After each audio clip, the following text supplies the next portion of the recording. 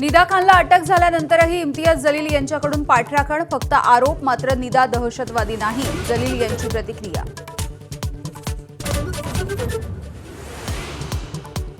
निदा खानला एमआयएमनंच लपवल्याची अधिकृत माहिती, संजय शिरसाट यांची एबीपी माझावरती प्रतिक्रिया. तर पालकमंत्री मुद्दाम राजकारण करतात, जलील यांचा पलटवार.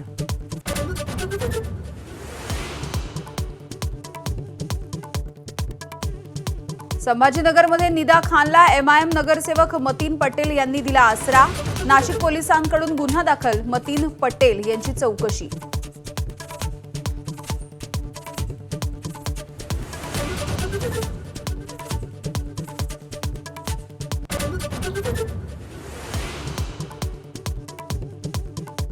पायधुरीमधल्या त्या 14 जणांचा मृत्यू उंदीर मारण्याच्या औषधानं. कलिंगड आणि बसेरामध्ये आढळलं झिंक फॉस्फाईड. घरामधून उंदीर मारण्याच्या 2 वड्या आणि स्प्रे देखील जप्त.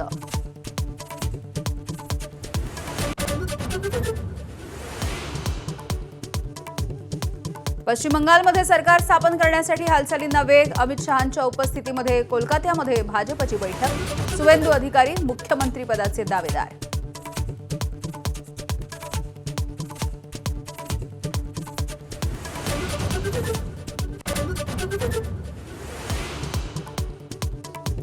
तमिळनाडूमध्ये थलपती विजयच्या सत्ता स्थापनेचा सस्पेन्स अद्यापही कायम. काँग्रेसनंतर इंडिया आघाडीमधले माकप, भाकप आणि बीसीकेनीही पाठिंब्याच्या विचारात. आज तिन्ही पक्षांच्या स्वतंत्र बैठका.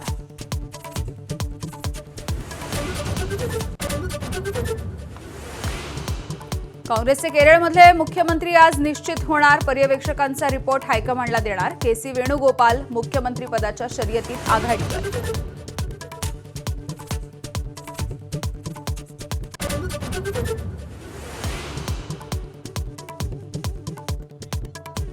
दहावीच्या परीक्षेचा निकाल जाहीर. 92% विद्यार्थी उत्तीर्ण. गेल्या वर्षीच्या तुलनेमध्ये निकाल 2% घटला. मुलांपेक्षा 6% जास्त मुली उत्तीर्ण.